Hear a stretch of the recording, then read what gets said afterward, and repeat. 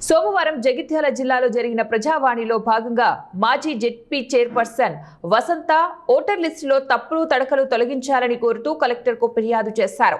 ఈ సందర్భంగా ఆమె మాట్లాడుతూ రాబోయే మున్సిపల్ ఎన్నికలకు సంబంధించి తమకు అనుకూలమైన వార్డులలో తమ అనుచరులను ఓటర్లుగా నమోదు చేస్తున్నారు.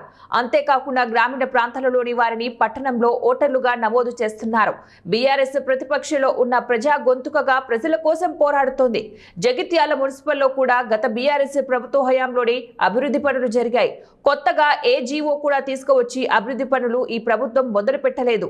గత ప్రభుత్వం పట్టణ పేదల కోసం 4520 డబుల్ బెడ్రూమ్లు నిర్మించింది.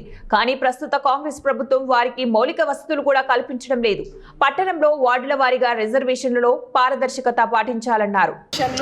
అని చెప్పేసి మరి స్వయాన ముఖ్యమంత్రి రేవంత్ రెడ్డి గారే మరి బీసీలకు 42% రిజర్వేషన్లు కల్పిస్తామని చెప్పేసి నమ్మబలికి ఓట్లేసిన తర్వాత సీట్లో కూర్చున్న తర్వాత మరి బీసీలను మరి దూరం చేసే ప్రయత్నం చేసినారు. కానీ ఇలా బడుగు బలహీన వర్గాలకు రావాల్సినటువంటి హక్కులను కాలరాసే ప్రయత్నం ఈ కాంగ్రెస్ ప్రభుత్వం రేవంత్ రెడ్డి గారు చేస్తూ ఉన్నారు. కాబట్టి అవన్నీ కూడా జరగకుండా మీరు ఇచ్చిన మాట ప్రకారం 42% రిజర్వేషన్ మరి బడుగు బలహీన వర్గాలకు మా బహుజన బిడ్డలకు అమలు చేయాలని చెప్పేసి రిజర్వేషన్లు పారదర్శకంగా జరగాలని మీరు ఇచ్చిన మాట మీద నిలబడే వ్యక్తులైతే మరి దాన్ని నిరూపించుకోవాలని చెప్పేసి కూడా మేము బీఆర్ఎస్ పార్టీ పక్షాన కేసీఆర్ గారి నాయకత్వంలో డిమాండ్ చేస్తూ ఉన్నాం.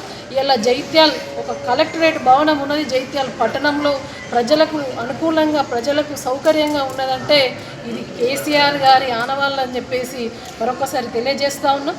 ఇలా జైత్యాల్ పట్టణ అభివృద్ధి జైత్యాల జిల్లా కావచ్చు, తెలంగాణ రాష్ట్రంలో జైత్యాల జిల్లా ముఖ్యంగా జైత్యాల నియోజకవర్గం జైత్యాల పట్టణం కావచ్చు అటు రాయకల్ మున్సిపాలిటీలో కూడా మరి అభివృద్ధి జరిగింది అని అంటే కేవలం అది కేసీఆర్ గారి ద్వారానే జరిగింది అని చెప్పేసి చెప్పక తప్పదు. ఎందుకంటే రాయకల్ లాంటి చిన్న గ్రామ పంచాయతీగా ఉన్నటువంటి రాయకల్ను ఒక పట్టణంగా మార్చడమే కాకుండా అప్పుడున్నటువంటి మరి బీఆర్ఎస్ ప్రభుత్వంలో కేసీఆర్ గారి నాయకత్వంలో 25 కోట్లు ఇస్తే ఇప్పటి వరకు కూడా ఇంకా 2 కోట్లు మిగిలి ఉన్నాయి. ఇప్పటి వరకు కూడా మరి అవే కొబ్బరికాయలు కొడుతూ ఉన్నారు.